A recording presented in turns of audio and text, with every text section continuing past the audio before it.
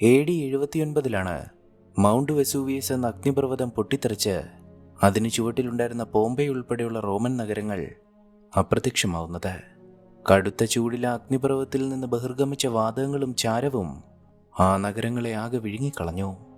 പിന്നീട് 18-ാം നൂറ്റാണ്ടിൽ പോംബെ നഗരം കണ്ടെത്തപ്പെടുമ്പോൾ മീറ്ററുകളോളം കട്ട പിടിച്ച ചാരത്തിനടിയിൽ എല്ലാം അതുപോലെ തന്നെ ഉണ്ടായിരുന്നു.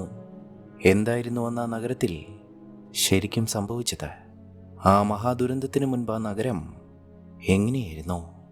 ഇതിനോടെല്ലാം ഒപ്പം ഒരടിമ പോരാളിയുടെ പ്രണയത്തിൻ്റെ ചാരം മൂടിപ്പോയ കഥ കൂടിയാണ് 2014 പുറത്തുവന്ന ബോംബെ എന്ന സിനിമ.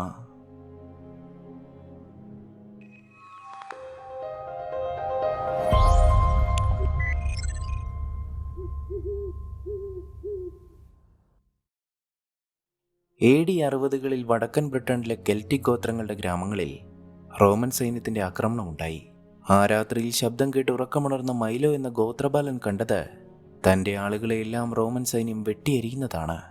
സ്ത്രീയെന്നോ പുരുഷനെന്നോ ഭേദമില്ലാതെ സൈന്യം ആ മനുഷ്യരെയെല്ലാം നിഷ്കരണം കൊന്നുകളയുകയാണ്.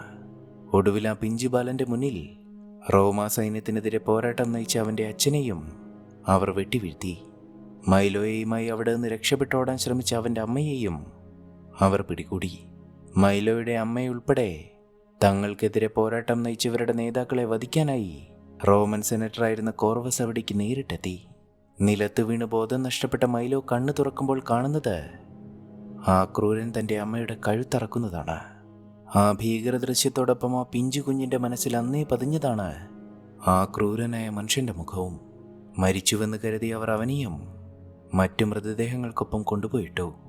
കത്തിയെരിയുന്ന ആ ഗ്രാമത്തിൽ നിന്ന് സൈന്യം മടങ്ങിയപ്പോൾ കൂട്ടിയിട്ട ശവശരീരങ്ങൾക്കിടയിൽ നിന്ന് ആ ബാലൻ എഴുന്നേറ്റ് വന്നു. പക്ഷേ അപ്പോഴേക്കും അവൻ്റെ അച്ഛൻ്റെയും അമ്മയുടെയും മറ്റാളുകളുടെയും ശരീരങ്ങൾ അവർ വലിയൊരു മരത്തിൽ തലകീഴായി കെട്ടിത്തൂക്കിയിരുന്നു. ഉള്ളിൽ കത്തിയെരിയുന്ന പ്രതികാരത്തോടെ നിസ്സംഗമായ കണ്ണുകളുമായി അവൻ ആ ദൃശ്യം നോക്കി നിന്നു. മൈലോയുടെ കഥ അവിടെ തുടങ്ങുകയായിരുന്നു.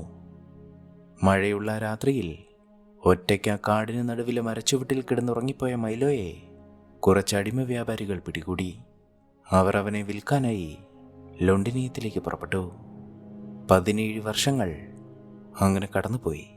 ലൊണ്ടിനിയത്തിലെ ആ അരീനയിൽ ഒരു അടിമ പോരാളിക്ക് വേണ്ടി ജനം ആർത്തു വിളിക്കുന്നു. കെൽറ്റിക് കുതിരഗോത്രങ്ങളിൽ നിന്ന് വന്ന അവൻ്റെ പോരാട്ടം കാണാനാണ് ജനം അത്രയും കാത്തിരുന്നത്. അവരവനെ ആവേശത്തോടെയും ആരാധനയോടെയും കെൽറ്റ് എന്ന് വിളിച്ചു.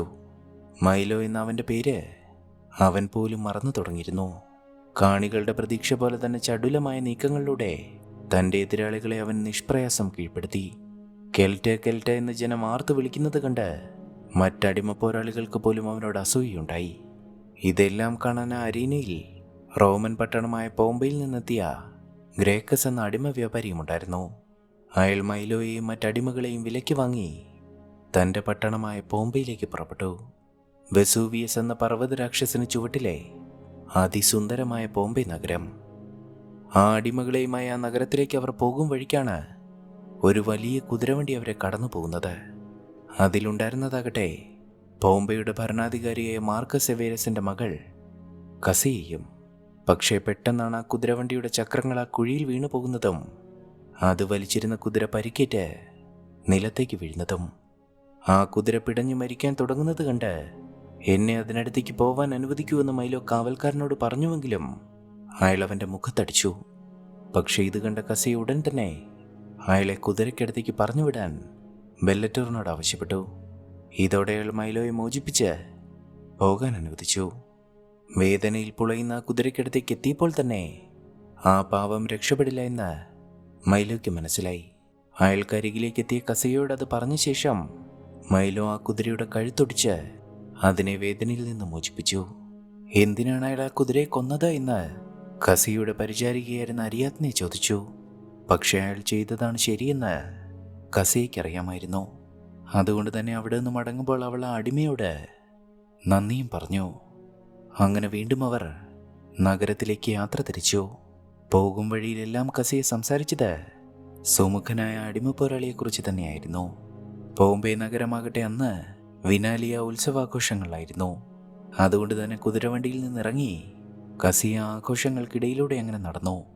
റോമിൽ പഠനത്തിന് പോയി 1 വർഷത്തിന് ശേഷമാണ് അവൾ സ്വന്തം നാട്ടിലേക്ക് മടങ്ങിയെത്തിയത്. അതുകൊണ്ട് തന്നെ തൻ്റെ നഗരത്തിലൂടെ ഏറെ നേരം ചുറ്റിയടിച്ച ശേഷമാണ് അവൾ കൊട്ടാരത്തിലേക്ക് എത്തിയത്. കൊട്ടാരത്തിൽ അച്ഛൻ മാർക്കസ് എവേരസും അമ്മ അരീലയും അവളെ കാത്തിരിക്കുകയായിരുന്നു. വിശേഷങ്ങളെല്ലാം ചോദിക്കുമ്പോൾ റോം മടുത്തുവെന്നും 1 നിമിഷം പോലും കൂടുതലായി അവിടെ ചെലവഴിക്കാൻ കഴിയാതെ താൻ വേഗം എവിടേക്ക് തിരിക്കുകയായിരുന്നുവെന്നും അവൾ അച്ഛനോടും അമ്മയോടും പറഞ്ഞു. ശേഷം അച്ഛൻ അവൾക്കായി വിവാഹാലോചനകൾ നടത്തുന്നുണ്ട് എന്നും നാട്ടിലെ ഏറ്റവും മിടുക്കനായ യുവാവിനെ കണ്ടെത്തി വിനാലിക്ക് ശേഷം അവളുടെ വിവാഹം നടത്താനാണ് അച്ഛൻ്റെ പദ്ധതിയെന്നും അമ്മ അരീലിയ കസിയെ അറിയിച്ചു. അപ്പോഴേക്കും ആ അടിമകളും നടന്ന് നഗരത്തിലേക്ക് എത്തിയിരുന്നു. കാവൽക്കാരവരെ ആ നഗരമധ്യത്തിലുള്ള അരീനയിൽ തന്നെ തടവിലാക്കുകയും ചെയ്തു. എന്നാൽ ആ തടവറയിലേക്ക് എത്തിയ അടിമകളിൽ കെൽറ്റ് എന്ന അതിസമർത്ഥനായ യോദ്ധാവിനെക്കുറിച്ച് അവിടെ ഉണ്ടായിരുന്നതിൽ ഏറ്റവും മിടുക്കനായ അറ്റിക്കസ് എന്ന അടിമ യോദ്ധാവ് കേട്ടുകഴിഞ്ഞിരുന്നു. നിങ്ങളെക്കാൾ വേഗതയും കരുത്തും അവനുണ്ടെന്നാണ് അവർ പറയുന്നത് എന്ന് പറഞ്ഞ് തടവുകാരിലൊരുവൻ അറ്റിക്കസിനെ പ്രകോപിപ്പിക്കുന്നുമുണ്ട്. പക്ഷേ തൻ്റെ കരുത്തിലും വേഗതയിലും അറ്റിക്കസിന് സംശയമുണ്ടായിരുന്നില്ല. ഇതുവരെ നേരിട്ട എല്ലാ എതിരാളികളും അയാൾക്ക് മുന്നിൽ പരാജയപ്പെട്ടിട്ടേ ഉള്ളൂ. പക്ഷേ അറ്റിക്കസിൻ്റെ അവിശ്വാസത്തെ ചോദ്യം ചെയ്യുന്ന സംഭവങ്ങളാണ് പിന്നീട് അവിടെ അരങ്ങേറിയത്. ഭക്ഷണം കഴിച്ചുകൊണ്ടിരുന്ന മൈലോയ്ക്കടുത്തേക്ക് അടിമ പോരാളികളുടെ ഒരു സംഘമെത്തി. അവരിൽ ഒരുവൻ്റെ സഹോദരനെ മൈലോ ഒരു പോരാട്ടത്തിൽ വധിച്ചിരുന്നു. പക്ഷെ അവർ മൈലോയെ ആക്രമിക്കും മുന്നേ തന്നെ മൈലോ അവരെ ആക്രമിച്ചു. വലിപ്പത്തിൽ തന്നെക്കാൾ ഇരട്ടിയോളമുള്ള പോരാളികളെ നിഷ്പ്രയാസം അവൻ പരാജയപ്പെടുത്തുന്നത് കണ്ട് അറ്റിക്കസ് അത്ഭുതപ്പെടാതിരുന്നില്ല. പെട്ടെന്ന് തന്നെ കാവൽക്കാരനായ ബെല്ലറ്റോർ അവിടേക്ക് എത്തിയതുകൊണ്ട് മാത്രം മൈലോ അവരെ കൊന്നില്ല. അപ്പോഴേക്കും ഗ്രേക്കസ് അവിടേക്കെത്തി മൈലോയെ തൽക്കാലം ശിക്ഷിക്കേണ്ട എന്ന് ബെല്ലറ്റോറിനോട് പറഞ്ഞു. കാരണം അവൻ്റെ പോരാട്ടം കാണാൻ ജനം അവിടേക്ക് ഒഴുകിയെത്തുമെന്നും അതിലൂടെ തനിക്കുണ്ടാവുന്ന ലാഭത്തെക്കുറിച്ചും അയാൾക്കറിയാമായിരുന്നു. ഇതേ സമയം കൊട്ടാരത്തിൽ തൻ്റെ പ്രിയ കുതിരയായ വിറസിനെ കാണാനായി കസിയെ കുതിരപ്പന്തിയിലേക്ക് എത്തിയിരുന്നു. അവൻ നിങ്ങളെ കാണാതെ വല്ലാത്ത ദുഃഖത്തിലായിരുന്നുവെന്നും ഇന്ന് രാത്രി തന്നെ ഞാൻ അവനെ പരിശീലിപ്പിച്ച് നാളെ രാവിലെ നിങ്ങൾക്കരികിലേക്ക് കൊണ്ടുവരാമെന്നും കുതിരക്കാരനായ ഫിലിക്സ് കസിയോട് പറഞ്ഞു. അങ്ങനെ അന്ന് രാത്രി തന്നെ അവനെ പരിശീലിപ്പിക്കാനായി ഫീലിക്സ് അവനെ നഗരാതിർത്തിയിലുള്ള പുഴക്കരയിലേക്ക് എത്തിച്ചു. പക്ഷെ ആ താഴ്വരയിൽ പരിശീലിക്കുമ്പോൾ അവരറിഞ്ഞില്ല തങ്ങൾക്ക് മുകളിൽ ആ പർവ്വത രാക്ഷസൻ ഉണർന്നെണീറ്റിരുന്നുവെന്ന്. പെട്ടെന്നാണ് ഭൂമി വിറയ്ക്കുന്നത് മനസ്സിലാക്കി വിറസ് വിറളി പൂണ്ടത്. അടുത്ത നിമിഷത്തിൽ ആ പുഴയിലെ ജലമാകെ തിളച്ചു മറിയാൻ ആരംഭിച്ചു. അത് കണ്ട് ഭയന്നു പോയ വിറസിന്റെ പുറത്തു നിന്ന് ഫീലിക്സ് നിലത്തേക്ക് വീണു. ഓടിപ്പോകുന്ന വിറസിന് പിന്നാലെ അയാൾ ഓടിയെങ്കിലും പെട്ടെന്ന് തന്നെ ആ പുഴയുടെ കര ഇടിഞ്ഞു താഴ്ന്ന് അയാളും ആ ഗർത്തത്തിലേക്ക് വീണു. പക്ഷേ ദൂരെ ആ പട്ടണമോ അവിടുത്തെ മനുഷ്യരോ ഇതൊന്നും അറിഞ്ഞില്ല. അരീനയിൽ അന്ന് രാത്രി മൈലോയെയും അറ്റിക്കസിനെയും അവരൊരു മുറിയിലാണ് പാർപ്പിച്ചത്. നീ ഇവിടെ എത്തിയിട്ട് വളരെ നേരമായി, ഇപ്പോഴും നീയൊന്നും സംസാരിച്ചില്ലല്ലോ എന്ന് അറ്റിക്കസ് ചോദിച്ചപ്പോൾ നമ്മൾ സംസാരിക്കേണ്ടവരല്ല എന്നും പരസ്പരം പോരാടി മരിക്കാൻ വിധിക്കപ്പെട്ടവരാണ് എന്നുമാണ് മൈലോ പറഞ്ഞത്. അങ്ങനെ പിറ്റേന്ന് അരീനയിലെ പരിശീലന സമയത്ത് ബെല്ലറ്റോർ അറ്റിക്കസിനടുത്തേക്ക് എത്തി. നിനക്ക് പ്രായമായിരിക്കുന്നു അറ്റിക്കസ്, ഇനിയും ഒരു പോരാട്ടത്തിനുള്ള കരുത്ത് ഈ ശരീരത്തിലുണ്ടോ എന്ന് അയാൾ അറ്റിക്കസിനോട് ചോദിച്ചു. റോമൻ നിയമപ്രകാരം അടുത്ത ദിവസത്തെ മത്സരം കൂടി വിജയിച്ചാൽ അറ്റിക്കസ് സ്വതന്ത്രനായിരുന്നു. അതുകൊണ്ട് തന്നെ ഏത് വിധേനയും താൻ ആ പോരാട്ടം ജയിക്കുമെന്ന് ഒരു വെല്ലുവിളി പോലെ തന്നെ അയാൾ മറുപടി കൊടുത്തു.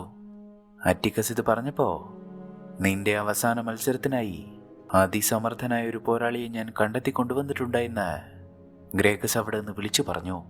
ആരാണ് ഹതഭാഗ്യൻ എന്ന് ചോദിച്ച അറ്റിക്കസ് ആ പോരാളിയെ അന്വേഷിച്ചപ്പോൾ അയാൾക്ക് മുന്നിലേക്ക് വന്നത് മൈലോയാണ്.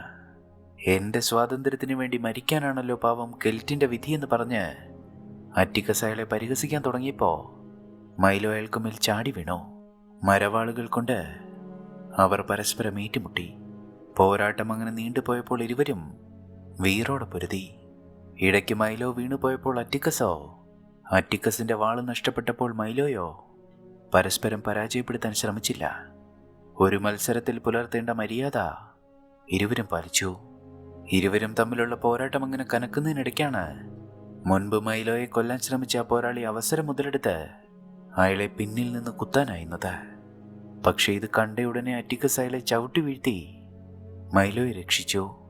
മൈലോ കൊല്ലപ്പെട്ടിരുന്നുവെങ്കിൽ നാളത്തെ അയാളുടെ വിജയവും സ്വാതന്ത്ര്യവും സുനിശ്ചിതമായിരുന്നുവെങ്കിലും മൈലോയെ കൊല്ലാൻ അറ്റിക്കസ് അനുവദിച്ചില്ല. പിന്നീട് തടവറയിലായിരിക്കുമ്പോഴാണ് നിങ്ങൾ എന്തിനാണ് എന്നെ രക്ഷിച്ചതെന്ന് മൈലോയോട് ചോദിച്ചത്.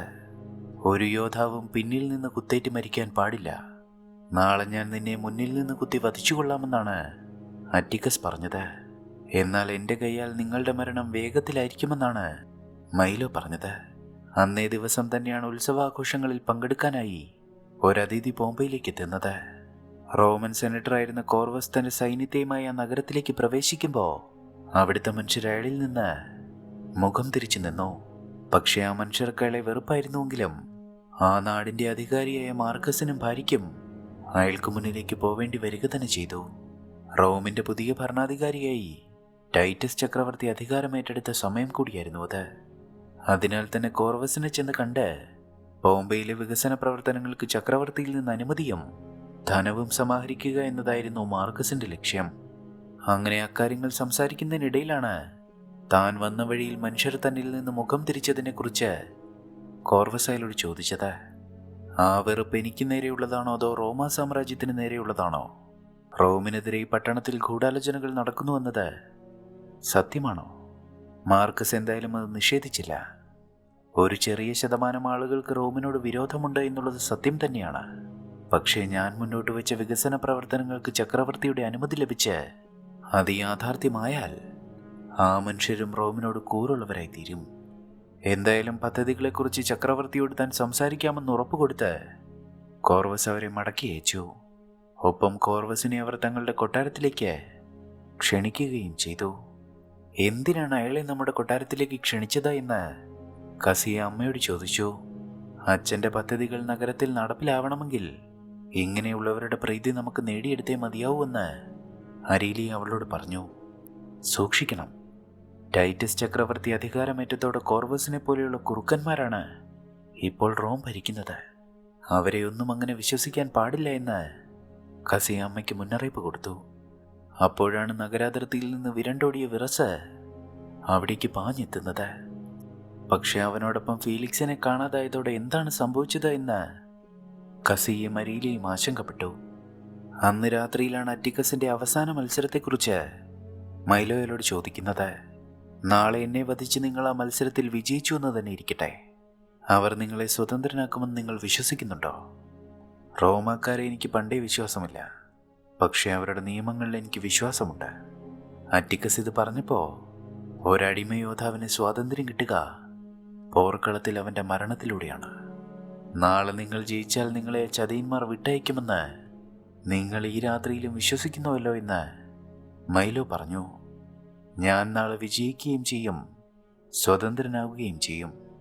പക്ഷെ അത് കാണാൻ എൻ്റെ പാവം കൽറ്റെ നീ ഉണ്ടാവില്ലല്ലോ എന്ന് അറ്റിക്കസ് അയാളെ പരിഹസിച്ചു. അവരങ്ങനെ സംസാരിച്ചുകൊണ്ടിരിക്കുമ്പോഴേക്കും ഗ്രേക്കസും ബെല്ലറ്റോറും അവിടേക്കെത്തി. ഉത്സവാഘോഷങ്ങൾക്കായി അടിമകളെ കൊട്ടാരത്തിലേക്ക് കൊണ്ടുപോകാനാണ് അവർ അവിടേക്കെത്തിയത്. ബോംബെ നഗരമാകെ ആ ഉത്സവത്തിന്റെ തിരക്കിലായിരുന്നു. ആ മഹാപർവ്വതം വിറകൊള്ളുന്നതും അത് പുകഞ്ഞു തുടങ്ങിയതും ആഘോഷങ്ങൾക്കിടയിൽ ആരും ശ്രദ്ധിച്ചില്ല. ആ തെരുവിലൂടെ മറ്റടിമകൾക്കൊപ്പം കൈകൾ ബന്ധിക്കപ്പെട്ടങ്ങനെ നടക്കുമ്പോഴാണ് പണ്ടൊരിക്കൽ മനസ്സിൽ പതിഞ്ഞൊരു മുഖം മൈലോ വീണ്ടും കാണുന്നത്. കുതിരപ്പുറത്ത് കടന്നു പോകുന്ന ആ മനുഷ്യൻ കോർവസിന്റെ വിശ്വസ്തനായിരുന്ന പ്രോക്യുലസ് ആയിരുന്നു. തൻ്റെ അച്ഛനെയും അമ്മയും കൊന്ന കോർവസിന്റെ വലതുഭാഗത്ത് അന്ന് അയാളും ഉണ്ടായിരുന്നുവെന്ന് മൈലോ ഓർത്തെടുത്തു. അങ്ങനെ നടന്ന അടിമകൾ കൊട്ടാരത്തിലേക്കെത്തി. നഗരത്തിലെ ധനികരും കുലീനരുമായ സ്ത്രീകൾക്ക് ഒരു രാത്രി പങ്കിടാനായി അവരെ വിലയ്ക്ക് വാങ്ങാമായിരുന്നു. കച്ചവടം തുടങ്ങിയ പാട് തന്നെ ഒരു സ്ത്രീ അറ്റിക്കസിനടുത്തേക്ക് വന്നു. ആദ്യ കാഴ്ചയിൽ തന്നെ അയാളിൽ തൽപരയായ ആ സ്ത്രീ അയാളെ ഒരു രാത്രിക്ക് വിലയ്ക്ക് വാങ്ങുകയും ചെയ്തു. പക്ഷെ അപ്പോഴെല്ലാം മൈലോയുടെ ചിന്ത കോർവസിനെ കുറിച്ചായിരുന്നു. അയാളുടെ വിശ്വസ്തന് ഈ നഗരത്തിലുണ്ടെങ്കിൽ അതിനർത്ഥം അയാളും ഈ നഗരത്തിൽ തന്നെയുണ്ട്. ഇതേ സമയം കോർവസും മാർക്കസും തൊട്ടടുത്ത മുറിയിൽ പുതുതായി നിർമ്മിക്കാൻ പോകുന്ന അരീനയെക്കുറിച്ചും മറ്റു വികസന പ്രവർത്തനങ്ങളെക്കുറിച്ചുമുള്ള ചർച്ചയിലായിരുന്നു. ചർച്ചയ്ക്ക് ശേഷം അങ്ങേക്കുള്ള വിരുന്നും വീഞ്ഞും തയ്യാറായിട്ടുണ്ട് എന്ന് മാർക്കസ് കോർവസിനോട് പറഞ്ഞു. നിങ്ങളുടെ മകൾ റോമിൽ നിന്ന് മടങ്ങിയെത്തിയിട്ട് ഞാനിതുവരെ കണ്ടില്ലല്ലോ. എനിക്കുള്ള വീഞ്ഞുമായി അവളെ ഇവിടേക്ക് പറഞ്ഞയക്കാൻ കോർവസ് പറഞ്ഞപ്പോൾ മാർക്കസിന് ഇത് തീരെ ഇഷ്ടപ്പെട്ടില്ല. എങ്കിലും ആ ഒരു കാര്യത്തിന്റെ പേരിൽ തന്റെ പദ്ധതികളൊന്നും നടക്കാതെ പോകരുതല്ലോ എന്നോർത്ത് അങ്ങനെ ചെയ്യാമെന്ന് മാർക്കസ് അയാളോട് പറഞ്ഞു. എന്നാൽ ഇതേ സമയം തന്നെ വിൽക്കാനായി നിർത്തിയിരുന്ന അടിമകളുടെ കൂട്ടത്തിൽ മൈലോയെ കണ്ട് അരിയാത്നെ കസിയെ അവിടേക്ക് വിളിച്ചുകൊണ്ടുവന്നിരുന്നു. അയാളെ അന്ന് ആ വഴിയിൽ കണ്ടപ്പോൾ മുതൽ നിങ്ങൾ അയാളെക്കുറിച്ച് തന്നെയാണല്ലോ സംസാരിച്ചു കൊണ്ടിരുന്നത്. ഇപ്പോഴിതാ അയാളെ വില കൊടുത്ത് വാങ്ങാൻ ഒരു അവസരം ലഭിച്ചിരിക്കുന്നു. അത് പാഴാക്കാനാണോ ഉദ്ദേശമെന്ന് തമാശയെന്നോണം അവൾ കസിയോട് ചോദിച്ചു. എന്നാൽ അവരങ്ങനെ സംസാരിച്ചു കൊണ്ടിരിക്കവെയാണ് മാർക്കസ് കസിയെ അവിടെ നിന്ന് കൂട്ടിക്കൊണ്ടു പോകുന്നത്. കോർവസിനടുത്തേക്ക് അവളെയുമായി എത്തിയപ്പോഴാണ് അവർ തമ്മിൽ മുൻപരിചയമുണ്ട് എന്ന് മാർക്കസിന് മനസ്സിലായത്. എങ്ങനെയാണ് നിങ്ങൾ തമ്മിൽ പരിചയമെന്ന് അയാൾ ചോദിച്ചപ്പോൾ നാളെ നിങ്ങളുടെ പദ്ധതികളിൽ ഒപ്പുവെച്ച ശേഷം ഞാനത് പറയാമെന്നാണ് കോർവസ് പറഞ്ഞത്. അയാളുടെ ശബ്ദത്തിൽ നേരിയൊരു ഭീഷണിയുമുണ്ടായിരുന്നു. പിന്നീട് മാർക്കസ് അരിയിലേക്കടുത്തേക്ക് എത്തി കാര്യങ്ങൾ പറഞ്ഞപ്പോൾ അവളെ അയാൾക്കടുത്ത് നിന്ന് വിളിച്ചുകൊണ്ടുവരാമെന്നാണ് അരീലിയ പറഞ്ഞത്. പക്ഷേ തങ്ങളില്ലാതെ കഴിഞ്ഞ ഒരു വർഷം തങ്ങളുടെ മകൾ റോമിനെ അതിജീവിച്ചവളാണ്. അതുകൊണ്ട് തന്നെ തങ്ങളുടെ തൊട്ടടുത്ത മേടയിൽ അവൾക്കൊന്നും സംഭവിക്കില്ല എന്ന് മാർക്കസിന് ഉറപ്പുണ്ടായിരുന്നു. സത്യത്തിൽ കോർവസ് കസിയെ അന്വേഷിച്ചു തന്നെയായിരുന്നു ബോംബെയിലേക്ക് എത്തിയത്. കസിയെ ആകട്ടെ റോമിൽ നിന്നല്ല, അയളിൽ നിന്ന് രക്ഷപ്പെട്ടാണ് ബോംബെയിലേക്ക് മടങ്ങിയെത്തിയത്. നിന്നെപ്പോലെ ഒരു സുന്ദരി എന്തിനാണ് അതിർത്തിയിലെ ഈ കൊച്ചു പട്ടണത്തിൽ കഴിയുന്നത്? എന്നോടൊപ്പം നീ റോമിലേക്ക് വരൂ. നിനക്ക് വേണ്ടതെല്ലാം അവിടെ ഒരുക്കാമെന്ന് ഞാൻ പറഞ്ഞതല്ലേ. നിങ്ങളുടെ പണവും അധികാരവും കണ്ട് നിങ്ങളുടെ മടിയിലിരിക്കാൻ തയ്യാറാവുന്ന സ്ത്രീകൾ റോമിൽ ഒരുപാടുണ്ടെന്ന് എനിക്കറിയാം. എന്നെ ആ ഗണത്തിൽപ്പെടുത്തരുത് എന്ന് ഞാൻ നിങ്ങളോട് ഒരുപാട് തവണ പറഞ്ഞതാണ്. ഇനിയും എന്നെ പിന്തുടരരുത് എന്ന് പറഞ്ഞ് കസി അവിടെ നിറങ്ങിപ്പോയി. പക്ഷെ ആ നഗരത്തിൽ ഇതെല്ലാം നടക്കുമ്പോൾ ദൂരെ ആ പർവ്വതത്തിൻ്റെ ഉള്ളിൽ തിളച്ചു മറിയുകയായിരുന്നു. തീ തുപ്പാൻ സമയമായി എന്നറിയിച്ചുകൊണ്ടത് മുരളാൻ ആരംഭിച്ചപ്പോൾ ഭൂമി ആകെ നിന്ന് വിറച്ചു. കൊട്ടാരത്തിലും ആ ഭൂമികുലുക്കം അനുഭവപ്പെട്ടു. ആ പർവ്വതം പലപ്പോഴും ഇങ്ങനെ മുരളാറുണ്ടായെന്ന് അറ്റിക്കസ് മൈലോയോട് പറഞ്ഞു. എന്നാൽ ഇതെല്ലാം കേട്ട് വിറസ് ഉൾപ്പെടെയുള്ള കുതിരകളെല്ലാം വിരളി പൂണ്ടിരുന്നു. ഫീലിക്സ് കൂടി അവിടെ ഇല്ലാത്തതിനാൽ കസിയെ ഓടിയെത്തിയത് മൈലോയ്ക്കടുത്തേക്കാണ്. അയാൾക്ക് ആ കുതിരകളെ അടക്കി നിർത്താൻ കഴിയുമെന്ന് അവൾക്ക് വിശ്വാസമുണ്ടായിരുന്നു. മാത്രമല്ല അയാൾ കുതിരഗോത്രത്തിൽ നിന്ന് വന്ന അടിമയാണെന്ന് ബെല്ലറ്റോർ അന്ന് അവളോട് പറഞ്ഞിരുന്നു. കുതിരപ്പന്തിക്കുള്ളിലേക്ക് താൻ ഒറ്റയ്ക്ക് പോയാലേ ശരിയാവൂ എന്ന് മൈലോ പറഞ്ഞപ്പോൾ ബെല്ലറ്റോർ സമ്മതിച്ചില്ല. എങ്കിലും കസി അയാൾക്ക് അനുവാദം കൊടുത്തു. അങ്ങനെ മൈലോ ആ കുതിരപ്പന്തിയിലേക്ക് പ്രവേശിക്കുമ്പോൾ വിറസായിരുന്നു ഏറ്റവും വിരളി പിടിച്ചു നിന്നിരുന്നത്. മൈലോ പതിയെ അതിൻ്റെ കണ്ണുകളിലേക്ക് നോക്കാതെ അതിൻ്റെ അരികിലേക്ക് ചെന്ന് സാവധാനം അവൻ്റെ മുഖത്ത് സ്പർശിച്ചപ്പോൾ അവൻ അടങ്ങുക തന്നെ ചെയ്തു. പിന്നാലെ കസിയ കുതിരപ്പന്തിയിലേക്ക് പ്രവേശിക്കുമ്പോഴേക്കും മൈലോ വിറസിൻ്റെ പുറത്ത് കയറി അവനെ മെരുക്കിയിരുന്നു. നിങ്ങൾ എങ്ങനെയാണ് ഇത് ചെയ്തത് എന്ന് കസിയ അത്ഭുതത്തോടെ അവനോട് ചോദിച്ചു. ഞാൻ അവനോട് അനുവാദം ചോദിച്ചു. അവൻ എന്നെ അനുവദിച്ചുവെന്ന് മൈലോ മറുപടി പറഞ്ഞു. നിങ്ങളുടേത് കുതിരഗോത്രമാണെന്ന് ഞാൻ കേട്ടിരുന്നു. അവർക്ക് എന്ത് സംഭവിച്ചുവെന്ന് കസിയ അന്വേഷിച്ചു. അവരെ നിങ്ങൾ റോമാക്കാർ കൊന്നുകളഞ്ഞുവെന്ന് മൈലോ പറഞ്ഞപ്പോൾ ഞാൻ റോമാക്കാരിയല്ല എന്നും ഞാനൊരു ബോംബെക്കാരിയാണെന്നും അവൾ മറുപടി പറഞ്ഞു. എൻ്റെ അച്ഛൻ കരുതുന്നത് ആ ചതിയന്മാരെ വിശ്വസിക്കാമെന്നാണ്. അതുകൊണ്ട് മാത്രമാണ് ഈ നഗരത്തിൽ നിങ്ങൾ റോമൻ പട്ടാളക്കാരെയും അവരുടെ അടയാളമായ അക്യുലയും കാണുന്നത്. അങ്ങനെ അവർ സംസാരിക്കുന്നതിനിടയ്ക്ക് പുറത്തുനിന്ന് ആ കാവൽക്കാർ എന്തെങ്കിലും പ്രശ്നമുണ്ടോ എന്ന് കസിയോട് വിളിച്ച് ചോദിക്കുന്നുണ്ട്. വിറസിനെയുമായി മൈലോയ്ക്ക് വേണമെങ്കിൽ ഇപ്പോൾ രക്ഷപ്പെടാം. അവർ നിങ്ങളെ പിടികൂടിയാൽ അവർ നിങ്ങളെ ശിക്ഷിക്കുമെന്നൊരു മുന്നറിയിപ്പ് കസി അയാൾക്ക് നൽകി. അപ്പോൾ തന്നോടൊപ്പം ആ സവാരിക്ക് മൈലോ അവളെയും ക്ഷണിച്ചു. എന്തോ ആ നിമിഷത്തിൽ ആ നഗരത്തിൽ തനിക്ക് അവനെ മാത്രമേ വിശ്വസിക്കാനാവൂ എന്ന് കസിയയ്ക്ക് തോന്നി. അവൾ മറ്റൊന്നും ആലോചിക്കാതെ മൈലോയ്ക്കൊപ്പം ആ കുതിരപ്പുറത്ത് കയറി. ആ വിശ്വാസം തന്നെയാവണം അവനെ മുറുകെ പിടിക്കാൻ അവളെ പ്രേരിപ്പിച്ചത്. അതോടെ ആ കുതിരപ്പന്തിയുടെ വാതിൽ തകർത്ത് മൈലോ കുതിരയുമായി പാഞ്ഞു. അവർ ദൂരെ ആ പർവ്വതം ലക്ഷ്യമാക്കി കുതിച്ചു. ആ ഒരു നിമിഷത്തിൽ അവൻ എവിടേക്ക് പോകുന്നോ അവിടേക്ക് അവനോടൊപ്പം പോകാൻ കസിയുടെ മനസ്സ് വെമ്പി. കോർവസുള്ള നഗരത്തിലേക്ക് തിരിച്ചു പോകാൻ അവൾക്ക് മനസ്സുണ്ടായിരുന്നേയില്ല. പക്ഷേ കുറെ ദൂരം മുന്നോട്ട് പോയപ്പോൾ മൈലോ കുതിരയെ അവിടെ നിർത്തി. ഒരുപക്ഷെ തന്നോടൊപ്പം അവർ കസിയെ പിടികൂടിയാൽ റോമാക്കാർ അവളെ ശിക്ഷിച്ചേക്കുമെന്ന് അയാൾക്കറിയാമായിരുന്നു. അതുകൊണ്ട് തന്നെയാണ് പിടികൂടിയാൽ ഞാൻ പറഞ്ഞിട്ടാണ് നീ എന്നെയുമായി പോകുന്നത് എന്ന് പറഞ്ഞുകൊള്ളാൻ കസിയ പറഞ്ഞിട്ടും അയാളത് ചെയ്യാതിരുന്നത്. ഞാൻ നിന്നെ ഭീഷണിപ്പെടുത്തി കൊണ്ടുപോകുന്നതാണെന്ന് പറഞ്ഞുകൊള്ളാൻ അവളോട് പറഞ്ഞ് മൈലോ തൻ്റെ പിന്നാലെ വന്ന പട്ടാളത്തിനു മുന്നിൽ കീഴടങ്ങി. കൊട്ടാരത്തിലേക്ക് തിരിച്ചെത്തുമ്പോൾ വാളുമായി അവിടേക്ക് പാഞ്ഞു വന്നത് കോർവസ് ആണ്. അച്ഛനെയും അമ്മയെയും കൊന്ന് താൻ അനാഥനാക്കിയ ഗോത്രബാലനെ അയാൾക്ക് ഓർമ്മയുണ്ടായിരുന്നില്ല. പക്ഷെ അയാളുടെ മുഖം അവൻ്റെ മനസ്സിൽ പൊള്ളലേറ്റതുപോലെ പതിഞ്ഞു കിടപ്പുണ്ടായിരുന്നു. കുതിര വിരണ്ടോടിയപ്പോൾ ഇയാൾ തന്നെ രക്ഷിക്കുകയായിരുന്നുവെന്നും ഇയാളെ വെറുതെ വിടണമെന്നും കസിയ കോർവസിനോട് പറഞ്ഞു. കസിയ പറഞ്ഞതുകൊണ്ട് മാത്രം അയാളെ കൊല്ലാതെ വെറുതെ വിടാനും പകരം അയാൾക്ക് ചാട്ടയടികൾ നൽകാനും അയാൾ ഉത്തരവിട്ടു. അങ്ങനെ ഉത്തരവിട്ടുവെങ്കിലും അയാൾക്ക് മറ്റു പദ്ധതികളുണ്ടായിരുന്നു. നാളത്തെ മത്സരത്തിൽ ആദ്യം തന്നെ ഈ കെൽറ്റിനെ കളത്തിലിറക്കണമെന്നും ആദ്യം തന്നെ ഇവൻ മരിക്കണമെന്നും പ്രോക്കുലസ് ഗ്രേക്കസിന് നിർദ്ദേശം കൊടുത്തു. കസിയയുമായി ഇവിടെ നിന്ന് രക്ഷപ്പെടാൻ ശ്രമിച്ച മൈലോയെ കൊല്ലാൻ തന്നെ കോർവസ് തീരുമാനിച്ചിരുന്നു. പക്ഷേ അയാൾ അങ്ങനെ എന്തെങ്കിലും ഒരു ചതി ചെയ്യുമെന്ന് കസിയയ്ക്ക് അറിയാമായിരുന്നു. നീ എന്താണ് കസിയ ഓർത്തത്?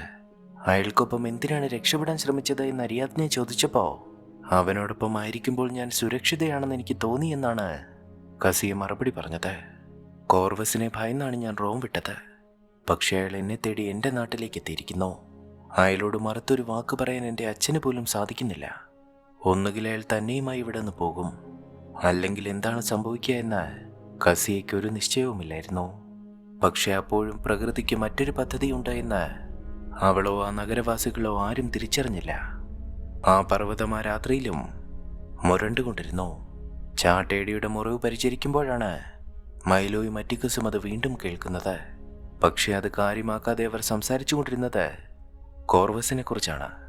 നാളത്തെ മത്സരത്തിൻ്റെ വിധി എന്താകുമെന്ന് എനിക്കറിയില്ല. ഒരുപക്ഷെ അതെൻ്റെ അവസാന ദിവസമായിരിക്കാം. പക്ഷേ എൻ്റെ കുടുംബത്തെ കൊന്നവനെ ഞാൻ ഇന്ന് കണ്ടു. ദൈവം അവനെ എൻ്റെ മുന്നിലേക്ക് എത്തിച്ചുവെന്ന് മൈലോ പറഞ്ഞപ്പോഴാണ് റോമാക്കാർ കൊന്ന തൻ്റെ കുടുംബത്തെക്കുറിച്ചും അറ്റിക്കസ് പറഞ്ഞത്. ഇതോടെ അതുവരെ പരസ്പരം പോരാടാൻ വിധിക്കപ്പെട്ട ശത്രുക്കൾ മാത്രമായിരുന്ന അവർ ഇരുവരും പരസ്പരം കൈകൊടുത്തു. തൻ്റെ പേര് കെൽറ്റ എന്നല്ല മൈലോ എന്നാണെന്ന് അപ്പോൾ മാത്രമാണ് അയാൾ അറ്റിക്കസിനോട് പറഞ്ഞത്. അങ്ങനെ അവരും ആ നഗരവും കാത്തിരുന്ന ആ ദിവസം വന്നെത്തി. അടിമയോദ്ധാക്കളുടെ പോരാട്ടം കാണാനായി ജനം അരീനയിലേക്ക് ഒഴുകി. കോർവസിന്റെ അപ്രീതി പിടിച്ചുപറ്റിയ മൈലോയ്ക്കും ഒരു മത്സരം കൂടി ജയിച്ചാൽ സ്വതന്ത്രനാവുന്ന അറ്റിക്കസിനുമായി ആ അരീനയ്ക്കുള്ളിൽ പദ്ധതികൾ അവർ തയ്യാറാക്കിയിരുന്നു. മൈലോ ഇന്ന് എന്തായാലും കൊല്ലപ്പെട്ടേ പറ്റൂ. പക്ഷെ അപ്പോൾ അറ്റിക്കസ് ജയിക്കും. അങ്ങനെ ജയിച്ചവനെ രക്ഷപ്പെടാൻ അനുവദിച്ചുകൂടാ. അവനെപ്പോലൊരു യോദ്ധാവ് ആ പോർക്കളത്തിൽ മരിച്ചു വീഴുന്നത് കാണാനാണ് ജനം ആഗ്രഹിക്കുന്നത്. രണ്ടുപേരും മരിച്ചേ പറ്റൂ എന്നുള്ളതുകൊണ്ട് തന്നെ അവർ ദ്വന്ദ്വയുദ്ധം ഒഴിവാക്കി. മത്സരം കാണാനെത്തിയ കോർവസിന്റെ നിർദ്ദേശപ്രകാരം കസിയയും അവർ അയാൾക്കടുത്തേക്ക് എത്തിച്ചിരുന്നു. മറ്റു വഴികളില്ലാതെ അവൾ അയാൾക്കരികിലേക്ക് വന്നിരുന്നു. അക്ഷമരായി കാത്തിരിക്കുന്ന ജനങ്ങൾക്ക് നടുവിലേക്ക് ആ അടിമപ്പോരാളികൾ എത്തിക്കപ്പെട്ടു. അവർ ആ അരീനയ്ക്ക് നടുവിലുള്ള കൽത്തൂണിൽ ചങ്ങലകളാൽ ബന്ധിക്കപ്പെട്ടു. ശരിക്കും അവിടെ ഒരു ദ്വന്ദ്വയുദ്ധം പ്രതീക്ഷിച്ചാണ് അവർ എത്തിയതെങ്കിലും അവിടെ നടക്കാൻ പോകുന്നത് അതൊന്നുമായിരുന്നില്ല. തൻ്റെ പദ്ധതികൾക്ക് അംഗീകാരം കിട്ടണമെങ്കിൽ കോർവസിനെ പ്രീതിപ്പെടുത്തിയേ മതിയാവൂന്നറിയാവുന്ന മാർക്കസ് അവിടെ നടത്താൻ തുനിഞ്ഞത് സെനറ്റർ കോർവസ് കെൽറ്റിക് വിപ്ലവം അടിച്ചമർത്തിയ കഥയുടെ പുനരാവിഷ്കരണമായിരുന്നു. അതായത് മൈലോയുടെ അച്ഛനെയും അമ്മയും ആ ഗോത്രമനുഷ്യരെ എല്ലാം കൊന്നു തള്ളി റോമിന് വിജയം നേടിക്കൊടുത്ത കോർവസിന്റെ കഥ. തൻ്റെ വീരകഥ അവിടെ പുനരാവിഷ്കരിക്കുകയാണ് എന്ന് കണ്ട് കോർവസ് ആവേശഭരിതനായി. ഉടൻ തന്നെ കോറസ് ആ കഥ പാടാൻ ആരംഭിച്ചു. ക്രൂരരും പ്രാകൃതരുമായ ആ ഗോത്രമനുഷ്യരെന്ന് പറഞ്ഞ് അവർ ആ കഥ പാടാൻ തുടങ്ങിയപ്പോൾ തന്നെ എന്താണ് അവിടെ നടക്കാൻ പോകുന്നത് എന്ന് മൈലോയ്ക്ക് മനസ്സിലായി. നമ്മെ ഒരു പോരാട്ടത്തിന് വേണ്ടിയല്ല അവർ ഇവിടേക്ക് കൊണ്ടുവന്നത്, കൂട്ടക്കൊലയ്ക്ക് വേണ്ടിയാണ്. അത് നിനക്കെങ്ങനെ അറിയാമെന്ന് അറ്റിക്കസ് ചോദിച്ചപ്പോൾ അന്ന് രാത്രിയിൽ ഞാൻ അവിടെ ഉണ്ടായിരുന്നുവെന്ന് മൈലോ മറുപടി പറഞ്ഞു. അപ്പോഴേക്കും റോമൻ സൈനിക വേഷമണിഞ്ഞ് ഒരുപാട് പോരാളികൾ ആ അരീനയിലേക്ക് പ്രവേശിച്ചു. അവർ കോർവസിനെയും അയാളുടെ സൈന്യത്തെയും പ്രതിനിധീകരിച്ചു. അറ്റിക്കസും മൈലോയും ബാക്കി കുറച്ചുപേരും കെൽറ്റിക് ഗോത്രത്തെയും. ഇരുപക്ഷവും പരസ്പരം ഏറ്റുമുട്ടിയ എണ്ണത്തിൽ കുറവുള്ള ചങ്ങലകളാൽ ബന്ധിക്കപ്പെട്ട മൈലോയും അറ്റിക്കസും സംഘവും കൊല്ലപ്പെടും. ആ സദസ്സാകെ ചോരക്കളിക്ക് വേണ്ടി ആർത്തു വിളിച്ചു. റോമൻ സൈനിക വേഷമണിഞ്ഞ യോദ്ധാക്കൾ മൈലോയ്ക്കും സംഘത്തിനും നേരെ പാഞ്ഞെടുത്തവർക്ക് നേരെ കുന്തമെറിഞ്ഞുവെങ്കിലും അവരതിനെ പ്രതിരോധിച്ചു. ശേഷം ആ സൈനികർ വാളുമായി പാഞ്ഞെടുത്ത് അവരെ ആക്രമിക്കാൻ ആരംഭിച്ചു. മൈലോയും സംഘവും അവരെ ഏറെ നേരം പ്രതിരോധിച്ചു നിന്നു. കൽത്തൂണുകളിൽ ബന്ധിക്കപ്പെട്ടിരുന്നുവെങ്കിലും ആ പോരാളികളുടെ കരുത്തിനു മുന്നിൽ അത്രയും സൈനികർക്ക് പിടിച്ചു നിൽക്കാനായില്ല. എന്നാൽ ആ പോരാട്ടം മുറുകിയപ്പോൾ മൈലോയ്ക്കും അറ്റിക്കസിനും ഒപ്പമുള്ള പോരാളികൾ ഓരോരുത്തരായി മരിച്ചു വീഴാൻ തുടങ്ങിയെങ്കിലും അവരെ രണ്ടുപേരെയും മാത്രം ആ സൈനികർക്ക് പരാജയപ്പെടുത്താനായില്ല. മൈലോയ്ക്ക് എന്തെങ്കിലും സംഭവിക്കുമോ എന്ന് കസിയ ഭയന്നു. നീ എന്തിനാണ് പേടിക്കുന്നത്? ആ അടിമ നിനക്കാരാണ് എന്ന് കോർവസ് അവളോട് ചോദിച്ചു. നിങ്ങളെ വെറുക്കുന്നത്രയും ഞാൻ അവനെ സ്നേഹിക്കുന്നുവെന്നാണ് കസിയ മറുപടി പറഞ്ഞത്. അതെങ്ങനെ സാധിക്കും? നിന്നെ നിന്റെ അച്ഛൻ എനിക്ക് വിവാഹം കഴിച്ചു തരാൻ പോവുകയാണെന്ന് കോർവസ് അവളോട് പറഞ്ഞു. ഞാനങ്ങനെ നിങ്ങൾക്ക് വാക്ക് തന്നിട്ടില്ല എന്ന് മാർക്കസ് പറഞ്ഞപ്പോ, നിന്റെ അച്ഛൻ നിന്നെ എനിക്ക് വിവാഹം കഴിച്ചു തന്നില്ലെങ്കിൽ നിന്റെ അച്ഛൻ റോമിനെതിരെ ഗൂഢാലോചന നടത്തിയെന്ന് ഞാൻ ടൈറ്റസ് ചക്രവർത്തിയോട് പറയും. അടുത്ത നിമിഷത്തിൽ സൈന്യം നിന്നെയും കുടുംബത്തെയും ഈ നഗരമധ്യത്തിൽ തൂക്കിലേറ്റും. കോർവസ് ഇതെല്ലാം പറയുമ്പോഴും അരീനയിൽ പോരാട്ടം നടന്നുകൊണ്ടിരിക്കുകയായിരുന്നു. മൈലോ വേഗം ഒരു കുതിരയ്ക്ക് പുറത്തേക്ക് കയറി ആ അരീനയ്ക്കുള്ളിലൂടെ വലം വയ്ക്കാൻ ആരംഭിച്ചു. അവന്റെ കാലിലും ആ കൽത്തൂണിലും ബന്ധിച്ചിരുന്ന ചങ്ങല തട്ടി സൈനികർ ഓരോരുത്തരായി നിലത്തേക്ക് വീഴാൻ ആരംഭിച്ചു. ശേഷിച്ചവരെ അറ്റിക്കസും കൊന്നു വീഴ്ത്തി. ശേഷം മൈലോ അവിടെ കിടന്ന് അക്യുല എടുത്തുകൊണ്ടുവന്ന് കോർവസിനോടായി വിളിച്ചു പറഞ്ഞു, ഞാൻ നിന്റെ റോമാ സാമ്രാജ്യത്തിനു മുന്നിൽ കീഴടങ്ങില്ല. ശേഷം അയാൾ അക്യുല രണ്ടായി ഒടിച്ചത് കോർവസിന് നേരെ എറിഞ്ഞുവെങ്കിലും പ്രോക്യുലസ് തട്ടിയകറ്റി. ഇതോടെ അവരെ രണ്ടുപേരെയും വധിക്കാൻ കോർവസ് ഉത്തരവ് കൊടുത്തു. പക്ഷെ അവരെ വധിക്കാനായി സൈന്യം അമ്പ് തൊടുക്കാൻ തുടങ്ങിയപ്പോ അവരെ കൊല്ലരുത് എന്ന് കസിയെ വിളിച്ചു പറഞ്ഞു. ഇത് കണ്ട് അവിടെ കൂടിയിരുന്ന മനുഷ്യരും അവരെ വെറുതെ വിടാൻ മുറവിളി കൂട്ടി. ഇനി നിങ്ങളിവരെ കൊന്നാൽ നിങ്ങളെ ഒരു ഭീരുവായും അവരെ രക്തസാക്ഷികളായും ഈ ജനം കാണുമെന്ന് കസി അയാളോട് പറഞ്ഞു. സ്വന്തം ജീവൻ അപകടത്തിലാകുമെന്ന് അറിഞ്ഞുകൊണ്ട് തന്നെയാണ് അവളത് ചെയ്തത്. അതോടെ അവളെ കൊട്ടാരത്തിലേക്ക് പിടിച്ചുകൊണ്ടു പോകാൻ കോർവസ് ഉത്തരവ് കൊടുത്തു. പക്ഷെ അപ്പോഴാണ് ഭൂമിയാകെ വിറയ്ക്കുമാറ് ഒരു വലിയ പ്രകമ്പനമുണ്ടായത്. അത് കേട്ട ആ മനുഷ്യരാകെ ഭയന്നു വിറച്ചപ്പോ കോർവസ് അതൊരവസരമായെടുത്തു. അറിവില്ലായ്മ കൊണ്ട് റോമിനെ അധിക്ഷേപിച്ച ഈ യോദ്ധാക്കളോട് ക്ഷമിക്കാൻ ആ പർവ്വതം പറഞ്ഞതാണ് നമ്മൾ കേട്ടത്. അതുകൊണ്ട് മാത്രം ഞാൻ ഈ യോദ്ധാക്കളെ വെറുതെ വിടുന്നു. ദ്വന്ദ്വയുദ്ധത്തിലൂടെ അവർ തങ്ങളുടെ വിധി ഏറ്റുവാങ്ങിക്കൊള്ളട്ടെ. ഇത് പറഞ്ഞു കഴിഞ്ഞൊരു വലിയ പോരാട്ടത്തിന് ശേഷം തളർന്നു നിൽക്കുന്ന മൈലോയ്ക്കടുത്തേക്ക് പോരാട്ടത്തിനായി കോർവസ് പറഞ്ഞയക്കുന്നത് വിശ്വസ്തനായ പ്രോക്യുലസിനെ തന്നെയാണ്. അവനെ കൊന്നിട്ടേ തിരിച്ചു വരാവൂ എന്ന് അയാൾ പ്രോക്യുലസിന് ഉത്തരവ് കൊടുത്തിരുന്നു. പ്രോക്യുലസ് മുന്നിൽ വന്ന് നിന്നപ്പോ, ഇതിനായി ഞാൻ ഏറെക്കാലമായി കാത്തിരിക്കുകയായിരുന്നുവെന്ന് മൈലോ അയാളോട് പറഞ്ഞു. എന്താ, നിന്റെ കുടുംബത്തെയും ഞാൻ കൊന്നു തള്ളിയിട്ടുണ്ടോ? ഉണ്ടെങ്കിൽ നിന്നെയും ഞാൻ അവിടേക്ക് പറഞ്ഞയക്കാമെന്ന് പ്രോക്യുലസ് അയാളെ പരിഹസിച്ചു. അങ്ങനെ അവർ തമ്മിൽ പോരാട്ടം ആരംഭിച്ചു. ആ പോരാട്ടത്തിന്റെ ആദ്യഘട്ടത്തിൽ തന്നെ മൈലോ നിലത്ത് വീണു. പ്രോക്യുലസിന്റെ പ്രഹരമേറ്റ അയാളുടെ പരിച തകർന്നു. വാൾ രണ്ടായി ഒടിഞ്ഞു. ഇതോടെ അയാൾക്ക് മറ്റൊരു വാള് നൽകാൻ പ്രോക്യുലസ് പറഞ്ഞു. പക്ഷെ പിന്നീട് അവർ മൈലോയ്ക്ക് നൽകിയ വാള് മൂർച്ചയില്ലാത്തതായിരുന്നു. എന്താണ്, വാളിന് മൂർച്ചയില്ലേ? പക്ഷെ അത് കാണികൾക്കറിയില്ലല്ലോ എന്ന് പറഞ്ഞ് പ്രോക്യുലസ് വീണ്ടും അയാളെ ആക്രമിക്കാൻ ആരംഭിച്ചു. പക്ഷെ അപ്പോഴാണ് വീണ്ടും ആ പർവ്വതം പ്രകമ്പനം കൊണ്ടത്. എല്ലാവരും നോക്കി നിൽക്കെ ദൂരെ ആ പർവ്വതം തീ തുപ്പി. ആകാശത്തേക്ക് തീയോടൊപ്പം കറുത്ത പുകയും ചാരവും ഉയർന്നു. പെട്ടെന്നുണ്ടായ ഭൂമികുലുക്കത്തിൽ ആ അരീന തകർന്ന് അതിൻ്റെ ഒരു ഭാഗം ഭൂമിക്കടിയിലേക്ക് ഇടിഞ്ഞു താഴ്ന്നു. ഭൂമി രണ്ടായി വിണ്ടുകീറി. ഇതോടെ മൈലോ പ്രോക്യുലസിനെയുമായി ആ കുഴിയിലേക്ക് എടുത്ത് ചാടി അരീനയ്ക്ക് താഴത്തെ തടവറയിലേക്ക് വീണു. അപ്പോഴേക്കും വലിയൊരു തൂണ് തകർന്ന് കോർവസും മാർക്കസും മറ്റും നിന്നിരുന്ന ആ വീതിയിലേക്ക് വീണു. തകർന്നു വീഴാൻ തുടങ്ങുന്ന അരീനയിൽ നിന്ന് ഓടി രക്ഷപ്പെടാൻ ശ്രമിക്കുന്നതിനിടയ്ക്ക് അനേകം ആളുകൾക്ക് ജീവൻ നഷ്ടമായി. ഇതേ സമയം തടവറയിൽ വീണ്ടും മൈലോയും പ്രോക്യുലസും പോരാട്ടം തുടങ്ങിയിരുന്നു. പക്ഷെ എത്ര ശ്രമിച്ചിട്ടും മൈലോയ്ക്ക് അയാളെ പരാജയപ്പെടുത്താനായില്ല. ഇതോടെ മൈലോ അടിമ പോരാളികളുടെ തടവറകളെല്ലാം തുറക്കുക തന്നെ ചെയ്തു. ആ പോരാളികളെല്ലാം തൻ്റെ നേർക്ക് വരുന്ന കണ്ട പ്രോക്യുലസ് വേഗം തന്നെ പുറത്തേക്കിറങ്ങിയ വാതിൽ പുറത്തുനിന്ന് പൂട്ടി. അടിമയോദ്ധാക്കൾക്കൊപ്പം ഒറ്റപ്പെട്ടുപോയ ബെല്ലറ്റോറിനെ അവർ മർദ്ദിച്ച് കൊന്നുകളഞ്ഞു. ഇതേ സമയം തകർന്നു വീണ തൂണുകൾക്കടിയിൽപ്പെട്ടുപോയ അരിയിലേക്കും മാർക്കസിനും ബോധം തിരിച്ചു കിട്ടിയിരുന്നു. കുറച്ചപ്പുറത്തായി ബോധം നഷ്ടപ്പെട്ട് കിടക്കുന്ന കോർവസിനെ വധിക്കാൻ അരീലിയ മാർക്കസിനോട് പറഞ്ഞു. ഒരു കത്തിയുമായി അയാൾക്കടുത്ത് കിഴഞ്ഞു ചെന്ന് മാർക്കസ് അയാളെ കുത്താൻ തുടങ്ങുമ്പോഴേക്കും ബോധം വീണ്ടെടുത്തിരുന്ന കോർവസ് ആ കത്തിയിൽ കയറി പിടിച്ചു. ശേഷം അയാൾ മാർക്കസിനെ തള്ളിമാറ്റി തൻ്റെ വാളയാളുടെ നെഞ്ചിൽ കുത്തിയിറക്കി അവിടെ നിന്ന് രക്ഷപ്പെട്ടു. അരീനയുടെ അവശിഷ്ടങ്ങൾക്കിടയിൽ പെട്ടുപോയ അരിയിലേക്ക് അടുത്ത് കിടന്ന് അയാൾ മരിക്കുകയും ചെയ്തു. അപ്പോഴെല്ലാം വെസൂവിയസ് പർവ്വതം തീ തുപ്പിക്കൊണ്ടേയിരുന്നു. വേഗം തന്നെ ആ നഗരത്തിൽ നിന്ന് രക്ഷപ്പെടാനായി ആളുകൾ തീരത്തേക്കോടി. പക്ഷെ അത്രയും മനുഷ്യരെ രക്ഷപ്പെടുത്താനുള്ള കപ്പലുകൾ ആ തീരത്തുണ്ടായിരുന്നില്ല. ഗ്രേക്കസിനെ പോലെയുള്ളവർ പണം കൊടുത്ത് ആ കപ്പലുകളിലൊന്നിൽ കയറിപ്പറ്റി. ഇതേ സമയം കസിയെ തേടി അറ്റിക്കസിനൊപ്പം മൈലോ അരീനയിലേക്ക് എത്തിയിരുന്നു. അപ്പോഴാണ് അയാൾ ആ ഭീകര ദൃശ്യം ശരിക്കും കാണുന്നത്. ആ പർവ്വതത്തിൽ നിന്ന് തീയും ചാരവും പുകയും ബഹിർഗമിച്ചുകൊണ്ടേയിരുന്നു. അല്പസമയത്തിനകം ആ പുക സൂര്യനെ മറച്ചു. ആ നഗരത്തിലാകെ രാത്രി പോലെ ഇരുട്ട് പരന്നു. അപ്പോഴും ജീവനുണ്ടായിരുന്ന അരിയിലേക്കടുത്തേക്ക് മൈലോ എത്തിയപ്പോ, ഞങ്ങളുടെ മകളെ നീ രക്ഷിക്കണമെന്നും അവർ അവളെ കൊട്ടാരത്തിലേക്ക് പിടിച്ചുകൊണ്ടുപോയി എന്നും അരീലിയ മൈലോയെ അറിയിച്ചു. അവസാനമായി ഇത് പറഞ്ഞ ശേഷം അരീലിയും ജീവൻ വെടിഞ്ഞു. എന്നാൽ അപ്പോഴേക്കും ആ പർവ്വതത്തിൽ വീണ്ടും ഒരു സ്ഫോടനമുണ്ടായി.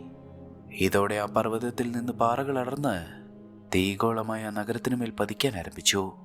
വീടുകളും കെട്ടിടങ്ങളും ഉൾപ്പെടെയുള്ള നിർമ്മിതികളെല്ലാം തകർത്തെറിയപ്പെട്ടു. മനുഷ്യർ എങ്ങോട്ടെന്നില്ലാതെ ഭയന്ന് നാലുപാടും ഓടാൻ ആരംഭിച്ചു. അക്കൂട്ടത്തിൽ കോർവസും അയാളുടെ പട്ടാളവും ഉണ്ടായിരുന്നു. ഇതേ സമയം ഇതിനെല്ലാം ഇടയിലൂടെ കസിയെ രക്ഷിക്കാൻ കൊട്ടാരത്തിലേക്ക് ഓടിയ മൈലോയെ അറ്റിക്കസ് തടഞ്ഞു. അവിടേക്ക് പോകുന്നത് ആപത്താണെന്നും നമുക്ക് തീരത്തേക്ക് പോവാമെന്നും അയാൾ പറഞ്ഞുവെങ്കിലും മൈലോ അത് കേട്ടില്ല. എനിക്ക് വേണ്ടി സ്വന്തം ജീവൻ അപകടത്തിലാക്കിയവളാണവൾ. അവളെ രക്ഷിച്ചിട്ടേ ഞാൻ രക്ഷപ്പെടൂവെന്ന് പറഞ്ഞ് മൈലോ കൊട്ടാരത്തിലേക്ക് ഓടി. തീരത്ത് അവരെ കാത്തിരിക്കാമെന്ന് പറഞ്ഞ് അറ്റിക്കസ് തീരത്തേക്ക് മൂടി. തീഗോളങ്ങൾ ചുറ്റും വന്ന് പതിക്കുന്ന വകവയ്ക്കാതെ മൈലോ അവിടേക്ക് ഓടുമ്പോൾ കസിയെ അവർ കൊട്ടാരത്തിൽ പൂട്ടിയിട്ടിരിക്കുകയായിരുന്നു. വൈകാതെ ആ കൊട്ടാരത്തിന് ചുറ്റും തീഗോളങ്ങൾ പതിക്കാൻ ആരംഭിച്ചു. അതോടെ ആ മുറിയുടെ താക്കോലുമായി റോമൻ പടയാളികൾ അവിടെ നിന്ന് രക്ഷപ്പെട്ടതോടെ അരിയാത്നിക്ക് കസിയുടെ മുറി തുറക്കാനായില്ല. പക്ഷേ പെട്ടെന്നാണ് ആ കൊട്ടാരത്തിന്റെ ഭിത്തിയിൽ വലിയൊരു വിള്ളൽ രൂപപ്പെട്ടത്. പെട്ടെന്ന് ആ മുറിയുടെ മേൽക്കൂര തകർന്ന് താഴേക്ക് പതിച്ചു. അതിനിടയിൽ പെട്ടുപോയ കസിയ്ക്കൊന്നും സംഭവിച്ചില്ല എങ്കിലും കത്തിയമർന്നു തുടങ്ങിയ മുറിയിലെ പുകയും പൊടിയും ശ്വസിച്ച് അവൾക്ക് ബോധം നഷ്ടമായി. എന്നാൽ അപ്പോഴേക്കും മൈലോ അവിടേക്ക് എത്തിയിരുന്നു. അയാൾ വേഗം തന്നെ അവളെ അവിടെ നിന്ന് രക്ഷിച്ച് മറ്റൊരു മുറിയിൽ കൊണ്ടു കിടത്തി. കസിയയ്ക്ക് ബോധം തെളിഞ്ഞതും അവൾക്ക് കുടിക്കാനായി വെള്ളമെടുക്കാൻ അരിയാത്നെ പോയതും പെട്ടെന്ന് കൊട്ടാരത്തിന്റെ ആ ഭാഗം ഇടിഞ്ഞു താഴ്ന്നു. അരിയാത്നിയും അതിനോടൊപ്പം താഴേക്ക് പതിച്ചു. ഇനി ഇവിടെ നിന്നാൽ അപകടമാണ് എന്ന് തിരിച്ചറിഞ്ഞ് മൈലോ വേഗം തന്നെ കസിയയുമായി തീരത്തേക്ക് തിരിച്ചു. പക്ഷെ അപ്പോഴേക്കും ആ പർവ്വതം വീണ്ടും പൊട്ടിത്തെറിച്ചു. വീണ്ടും തീഗോളങ്ങൾ ആ നഗരത്തിനു മേൽ പതിച്ചു. തങ്ങൾക്ക് രക്ഷപ്പെടാനുള്ള കപ്പലിൽ തീഗോളങ്ങൾ പതിക്കുന്നതും അവ പൊട്ടിച്ചിതർന്നതും കോർവസ് നിസ്സഹായനായി നോക്കി നിന്നു. തകർന്ന കപ്പലുകളിൽ ഗ്രേക്കസ് കയറിയ കപ്പലുമുണ്ടായിരുന്നു. പക്ഷേ ആ സ്ഫോടനത്തോടെ കടൽ ഉൾവലിയാൻ ആരംഭിച്ചിരുന്നു. അതൊരു നല്ല സൂചനയല്ല എന്ന് അറ്റിക്കസ് തിരിച്ചറിഞ്ഞു. പിൻവലിഞ്ഞ കടൽ അടുത്ത നിമിഷത്തിൽ ആകാശമുട്ട ഉയരമുള്ള തിരയായി കരയിലേക്ക് പാഞ്ഞു കയറി. മനുഷ്യരെയും കപ്പലുകളെയും കെട്ടിടങ്ങളെയും വിഴുങ്ങിക്കൊണ്ട കടൽ ആർത്തലച്ച് കയറി വന്നു. അത് കണ്ട് ഭയന്നോടിയ മനുഷ്യർക്കിടയിൽ ഒരു പെൺകുട്ടി വീണുപോയപ്പോ ആ തിരക്കിനിടയിൽ അതിൻ്റെ അമ്മയ്ക്ക് അവൾക്കടുത്തേക്ക് ചെല്ലാൻ സാധിച്ചില്ല. ആ അമ്മയുടെ കരച്ചിൽ കേട്ട അറ്റിക്കസ് പാഞ്ഞു വരുന്ന തിരയെ വകവയ്ക്കാതെ പിറകോട്ടോടി ആ പെൺകുട്ടിയെയും എടുത്ത് അതിൻ്റെ അമ്മയ്ക്കടുത്തേക്ക് ഓടി. കടൽ പിന്നാലെ ഇരച്ചെത്തുമ്പോഴും അറ്റിക്കസ് ആ കുട്ടിയെയും അതിൻ്റെ അമ്മയുമായി മുന്നോട്ട് ഓടിക്കൊണ്ടേയിരുന്നു. നിർത്താതെ അങ്ങനെ ഓടി അവർ ആ വലിയ കോട്ടമതിലിനുള്ളിലേക്ക് പ്രവേശിച്ചു. തകർന്ന ഒരു കപ്പലിന്റെ അവശിഷ്ടം വന്ന ആ വാതിലടഞ്ഞതുകൊണ്ട് മാത്രം വെള്ളം അതിനുള്ളിലേക്ക് കയറിയില്ല. ആ കടലിനെ ആ കോട്ടമതിൽ തടഞ്ഞു നിർത്തി. അറ്റിക്കസ് ആ കുഞ്ഞിനെ അതിൻ്റെ അമ്മയെ തിരികെ ഏൽപ്പിച്ചു.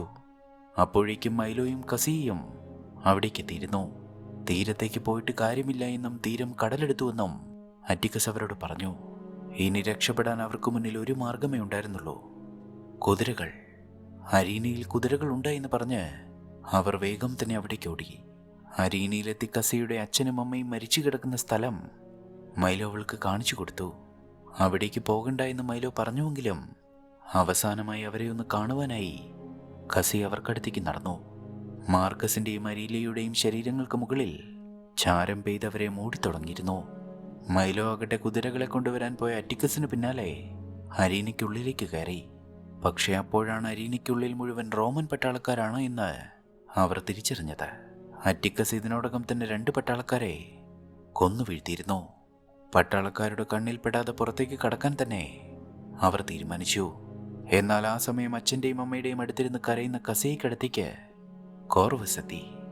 ആ നഗരത്തിന് മുകളിൽ തീ പെയ്തിറങ്ങുമ്പോഴും ഭൂമി ആകെ വിറയ്ക്കുമ്പോഴും അയാൾക്ക് അവളോടുള്ള ആഗ്രഹത്തിന് കുറവുണ്ടായിരുന്നില്ല. അതൊരു വാശിയായി മാറിയിരുന്നു. ഈ സെനറ്റർ കോർവസ് ആഗ്രഹിച്ചതൊന്ന് ഒരടിമ സ്വന്തമാക്കാൻ ഞാൻ സമ്മതിക്കില്ല എന്ന് പറഞ്ഞ് അയാൾ അവളെ തൻ്റെ തേരിൽ കയറ്റി അവളുടെ കൈകൾ അതിൽ ബന്ധിച്ചു. അപ്പോഴേക്കും അവിടേക്കെത്തിയ മൈലോയുടെ തലയെടുക്കാൻ ഉത്തരവിട്ട് കോർവസ് തൻ്റെ തേര് തെളിച്ച് അവിടെ നിന്ന് രക്ഷപ്പെട്ടു. ഇതോടെ ശേഷിച്ചിരുന്ന റോമൻ പട്ടാളക്കാർ അവർക്ക് നേരെ പാഞ്ഞു ചെന്നുവെങ്കിലും ഒരാൾ പോലും അവശേഷിക്കാതെ മൈലോയും അറ്റിക്കസും അവരെയെല്ലാം കൊന്നുവീഴ്ത്തി. ഒടുവിൽ അവശേഷിച്ചത് പ്രോക്യുലസ് മാത്രമാണ്. ഇവനെ ഞാൻ വകവരുത്തിക്കൊള്ളാം, നീ വേഗം കോർവസിനെ തടയുമെന്ന് അറ്റിക്കസ് മൈലോയോട് പറഞ്ഞു. അതോടെ മൈലോ തൻ്റെ വാള് അറ്റിക്കസിനെ ഏൽപ്പിച്ചു. നമുക്ക് വീണ്ടും കാണാമെന്ന് അറ്റിക്കസിനോട് പറഞ്ഞ് മൈലോ വേഗം തന്നെ കോർവസിന് പിന്നാലെ പുറപ്പെട്ടു. തീഗോളങ്ങൾ വന്ന് പതിച്ച് ചാരം മൂടിത്തുടങ്ങിയ നഗരത്തിലൂടെ കോർവസിന്റെ തേര് കുതിച്ചു പായുകയാണ്. അതിന് പിന്നാലെ കുതിരപ്പുറത്തേറി മൈലോയും പാഞ്ഞു. ഇതേ സമയം അറ്റിക്കസും പ്രോക്യുലസും തമ്മിൽ പോരാട്ടം ആരംഭിച്ചിരുന്നു. കരുത്തരായ 2 പോരാളികൾ പരസ്പരം ഏറ്റുമുട്ടിയപ്പോൾ ആർക്കും വിജയമോ പരാജയമോ ഇല്ലാതെ ആ പോരാട്ടം ഏറെ നേരം നീണ്ടു. പക്ഷേ ഒടുവിൽ പ്രോക്യുലസ് അറ്റിക്കസിനെ കാലിൽ വെട്ടി വീഴ്ത്തി. എഴുന്നേൽക്കാനാവാതെ മുട്ടിൽ നിൽക്കുന്ന അറ്റിക്കസിന്റെ നെഞ്ചിൽ അയാൾ വാൾ കുത്തിയിറക്കി. ഒരടിമ ഒരിക്കലും ഒരു റോമന് സമമല്ല എന്ന് നെഞ്ചിൽ വാള് കുത്തിയിറക്കുമ്പോൾ അയാൾ അറ്റിക്കസിനോട് പറഞ്ഞു. പക്ഷേ പ്രോക്യുലസിനെ അവിടെ നിന്ന് പോകാൻ അറ്റിക്കസ് അനുവദിച്ചില്ല. അറ്റിക്കസിന്റെ നീരാളിപ്പിടുത്തത്തിൽ നിന്ന് കൈ അയക്കാൻ പ്രോക്യുലസിന് കഴിഞ്ഞില്ല. തൻ്റെ നെഞ്ചിൽ കുത്തിയിറക്കിയ വാൾ ഒടിച്ച് പ്രോക്യുലസിന്റെ കഴുത്തിനോട് ചേർത്തപ്പോൾ തന്നെ കൊല്ലരുത് എന്ന് പ്രോക്യുലസ് അപേക്ഷിച്ചു. ഒരടിമയോദ്ധാവ് ഒരിക്കലും നിന്നെപ്പോലെ ജീവന് വേണ്ടി യാചിക്കില്ല എന്ന് പറഞ്ഞ് അറ്റിക്കസ് ആ വാൾ അയാളുടെ കഴുത്തിൽ കുത്തിയിറക്കി. പ്രോക്യുലസ് അവിടെ മരിച്ചു വീണു. മൈലോ അപ്പോഴും കോർവസിനെ പിന്തുടർന്നുകൊണ്ടേയിരുന്നു. അതിനിടയിൽ കസിയ തൻ്റെ കൈ പൂട്ടിയിരുന്നത് ഒരുവിധം അഴിച്ചിരുന്നു. എന്നാൽ അങ്ങനെ വേഗത്തിൽ മുന്നോട്ട് പായുന്നതിനിടയ്ക്ക് ഒരു വലിയ കല്ലിൽ തട്ടിയ തേര് മറിഞ്ഞു. കോർവസ് ആ തേരിൽ നിന്ന് തെറിച്ചു വീണു. വേഗം തന്നെ കസിയയ്ക്കടുത്തേക്ക് ഓടിയെത്തിയ മൈലോയെ കോർവസ് ആക്രമിച്ചു. ചുറ്റുമെല്ലാം തകർന്നടിയുമ്പോഴും ആ നഗരമാകെ ചാരം മൂടുമ്പോഴും അവർ പരസ്പരം ഏറ്റുമുട്ടിക്കൊണ്ടിരുന്നു. ഒടുവിലൊരു തീഗോളം അവർക്കടുത്തേക്ക് വന്ന് പതിച്ചതും വാളുകൾ നഷ്ടമായി അവർ ഇരുവരും ദൂരേക്ക് തെറിച്ചു വീണു. ഒടുവിൽ ആ തേരിൽ പിടിച്ചെഴുന്നേൽക്കാൻ ശ്രമിച്ച കോർവസിന്റെ കയ്യ് കസിയെ തന്നെ പൂട്ടിയിരുന്ന ചങ്ങലയിൽ തന്നെ പൂട്ടിയിട്ടു. ഞാൻ റോമിന്റെ സെനറ്റർ ക്വിൻറ്റസ് അറ്റിയസ് കോർവസ് ആണ്. നിന്നെപ്പോലെ അശുവായൊരടിമ എന്നെ എന്തിനാണ് കൊല്ലാൻ ശ്രമിക്കുന്നത് എന്ന് അയാൾ മൈലോയോട് ചോദിച്ചു. കോർവസ് ഇങ്ങനെ വിളിച്ചു പറഞ്ഞപ്പോ, അതുകൊണ്ട് തന്നെയാണ് നിന്നെ ഞാൻ രക്ഷപ്പെടാൻ അനുവദിക്കാത്തത്. നീ എൻ്റെ കുടുംബത്തെ കൊന്നു, എൻ്റെ ആളുകളെ കൂട്ടക്കൊല ചെയ്തു. നീ ഒരിക്കലും അവിടെ നിന്ന് രക്ഷപ്പെട്ടുകൂടാ. മൈലോ ഇത് പറഞ്ഞുകൊണ്ട് നിൽക്കുമ്പോ ആ അഗ്നിപർവ്വതം വീണ്ടും പൊട്ടിത്തെറിച്ചു. ഇത്തവണ തീയൊരു പുഴ പോലെ ആ നഗരത്തിലേക്ക് ഒഴുകിയിറങ്ങി.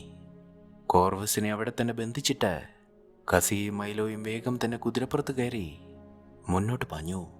പക്ഷെ ഇനി തങ്ങൾക്ക് രക്ഷപ്പെടാൻ സമയം അവശേഷിക്കുന്നില്ല എന്ന് അവർക്കറിയാമായിരുന്നു. ആ നഗരത്തെ ആകെ വിഴുങ്ങിക്കൊണ്ട് കറുത്തിരുണ്ട അഗ്നിഭൂതം അവരെ പിന്തുടർന്നു. പെട്ടെന്നൊരു തീഗോളം അവർക്ക് മുന്നിലേക്ക് വീണതും കുതിര വിരണ്ടവർ 2 പേരും നിലത്തേക്ക് വീണു. ഈ കുതിരയ്ക്ക് 2 പേരെയും വഹിച്ചുകൊണ്ട് വേഗത്തിൽ ഓടി രക്ഷപ്പെടാൻ കഴിയില്ല. നീ വേഗം ഇതിന് പുറത്തു കയറി രക്ഷപ്പെട്ടുകൊള്ളാൻ മൈലോ കസിയോട് പറഞ്ഞു. പക്ഷെ അവനെ ഉപേക്ഷിച്ചു പോകാൻ തയ്യാറാവാതിരുന്ന കസിയ ആ കുതിരയെ അവിടെ നിന്ന് ഓടിച്ചു വിടുകയാണ് ചെയ്തത്. അതോടെ ആ അഗ്നി അവരെ വിഴുങ്ങും മുൻപ് ആദ്യമായും അവസാനമായും മൈലോ അവളെ ചുംബിച്ചു. ആ നിൽപ്പിൽ ആ തീ അവർക്കടുത്തേക്ക് എത്തിയതും അവരെ മൂടിയതും അവരറിഞ്ഞതേയില്ല.